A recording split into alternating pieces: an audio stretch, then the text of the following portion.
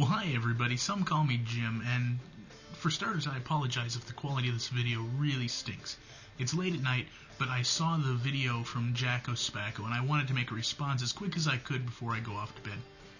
I had a couple people comment that my videos are getting a little long, and I need to keep them in hand, and so I'm going to try to keep this one short, so we'll see how I do.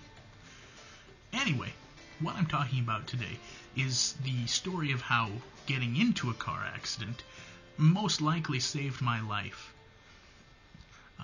Back when I was younger, 16 or 17, and this story's funny because Violet Kitty 411 just told a similar story, and her story took place maybe just a few miles southeast of where my story takes place.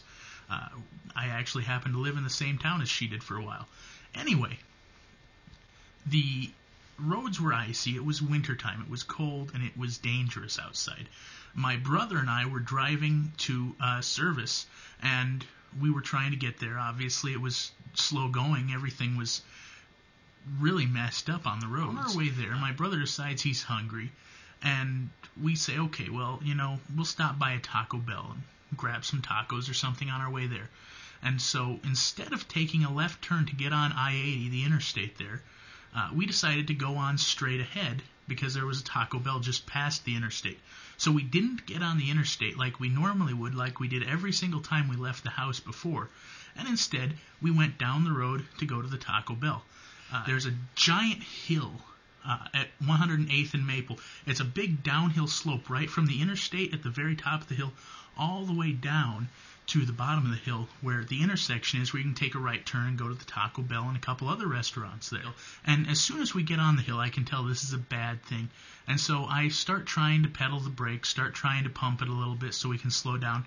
And it works a little bit, but the hill is too slick, and we get to the bottom of the hill and we bump into the car in front of us. We're only moving like 2 miles an hour, but it's enough that it cracks one of my lights, and the car of the person I hit was undamaged.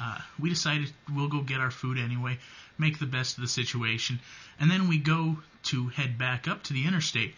Before I get up there, I hear on the news that there was just a huge accident on the interstate, a massive thing. They said the whole thing was blocked, which was about exactly where we were going to be. It was right before Dodge Street, which is where we got off. And so, had I been on the interstate there, I could have been in this car accident, and I think, I can't even remember. There were several fatalities in this accident. And so, for those folks who are talking about these scary stories, and, I know what you're talking about. I have been there, and that's how a wreck saved my life and my brother's. Thanks a lot for watching, you guys. I really appreciate all of my subscribers.